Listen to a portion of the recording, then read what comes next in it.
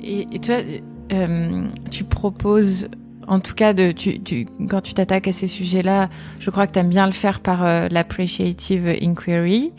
C'est pas très bien prononcé, mais on a compris.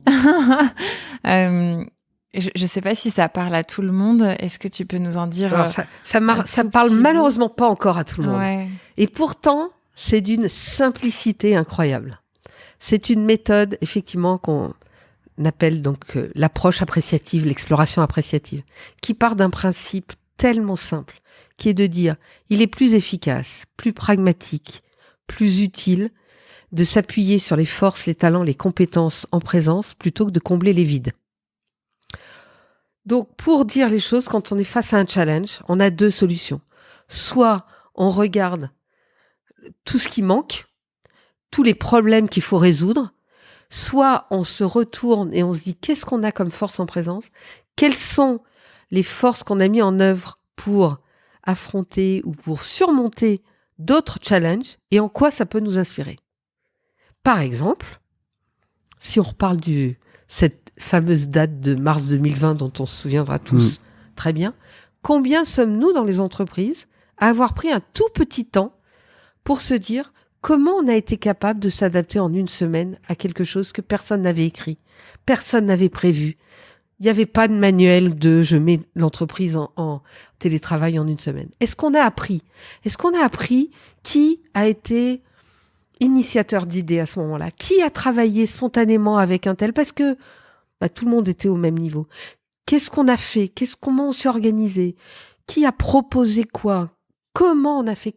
En quoi cette expérience incroyable dans la vie d'une entreprise, d'une nation, du monde, en quoi on en a extrait des enseignements?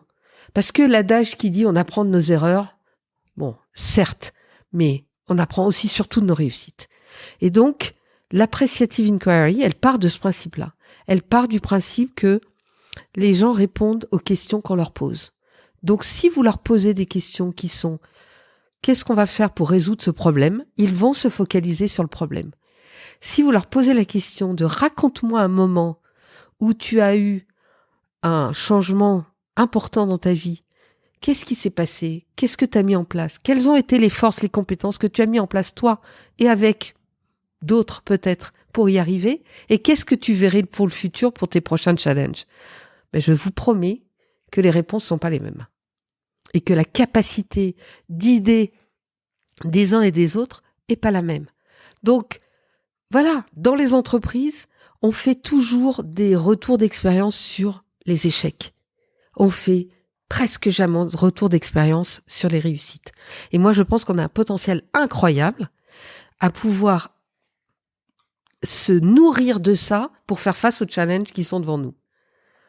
Donc, c'est simple. Cette approche appréciative, elle part de ce principe, donc, qu'il faut renforcer les forces et les talents plutôt que de combler les vides. Et il part d'un deuxième principe, que depuis la nuit des temps, l'évolution, la transmission, c'est toujours faite par le récit, par les histoires, et pas par les bullet points sur un PowerPoint. Donc, on n'embarque pas des gens dans un projet de transformation avec des bullet points sur un PowerPoint. C'est tout. Donc, c'est tout. En tout cas, ma conviction, c'est que on parle souvent de récits, de nouveaux récits. Et pour se dire que des nouveaux récits sont possibles, il faut s'inspirer des récits réels, des récits des gens, de ce qu'ils ont réussi. Pas le grand récit, le récit des uns et des autres. Racontez-vous ce soir, en famille, raconte-moi un moment dont tu es particulièrement fier, où tu as réussi à faire quelque chose. Qu'est-ce que tu as fait pour le mettre en place? Est-ce que les parents que vous êtes, peut-être ceux qui écoutent, quand ils reçoivent les notes de leurs enfants, combien de temps vous passez sur quoi? Soyez honnêtes.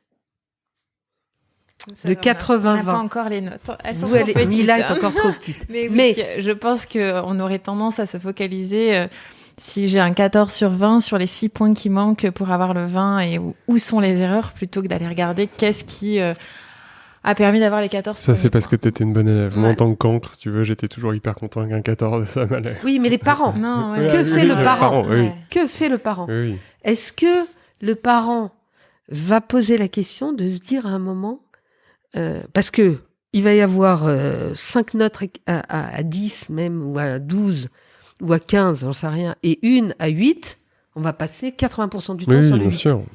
Mais est-ce qu'on a passé du temps à se dire qu'est-ce que tu as mis en place toi dans ta routine, dans ta façon de faire pour que tu arrives à ces 14? Ben, en fait, c'est ça. Et je pense que le sujet que l'humanité a face à elle, c'est de dire on a vécu des transformations dingues dans l'histoire de l'humanité, même dans l'histoire d'une vie.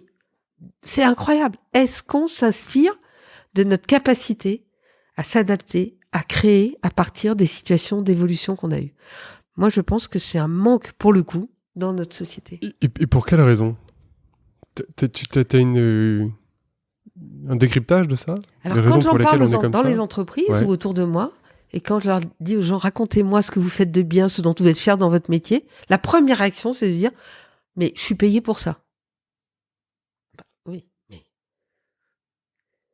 La deuxième raison, c'est que je pense qu'il y a une fausse modestie, une fausse humilité. Mhm. Moi, je l'appelle comme ça, parce que je pense que on a l'impression, ou en tout cas, on nous a mis, depuis notre système d'éducation, depuis le début, que c'est se gargariser de ses réussites, c'est vraiment une forme d'ego mal placé ou de, comment on appelle ça, d'instinct de supériorité ou on dévalorise le fait de valoriser les réussites depuis le début, depuis notre tendre enfance. C'est normal quand ça réussit et c'est anormal quand ça échoue. Et donc, on s'appuie sur le anormal. Mon décryptage, c'est que on ne voit pas, on ne met pas la valeur, on choisit pas ses combats, quoi. On se dit pas où est-ce qu'on met de la valeur. Est-ce qu'on met de la valeur sur ce qui va pas, ou est-ce qu'on met de la valeur aussi sur ce qui va? Et on s'en inspire. Et ça, est-ce que c'est pas aussi un peu lié à la culture judéo-chrétienne où en fait on doit souffrir au travail, on doit exactement. Il faut souffrir pour être belle, ma fille. Anne fait le signe de l'autoflagellation, mais c'est un peu ça. Est-ce que ailleurs, j'en sais rien. Est-ce que en Asie, est-ce que dans d'autres cultures, on peut plus facilement aller regarder. Je dis ça et j'en suis vraiment pas convaincue, mais est-ce que c'est lié à ça aussi? Alors, j'ai pas fait l'étude poussée, évidemment. Tout ce que je me rends compte que cette approche, enfin en tout cas formalisée, est née aux États-Unis.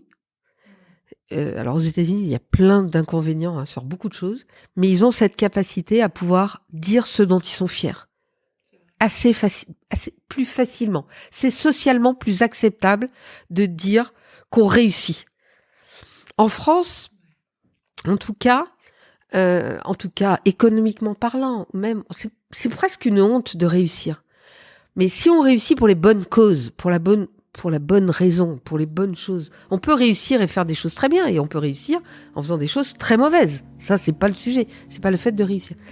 Donc, je pense qu'on n'a pas une culture de valorisation de ce dont on est fier et des réussites.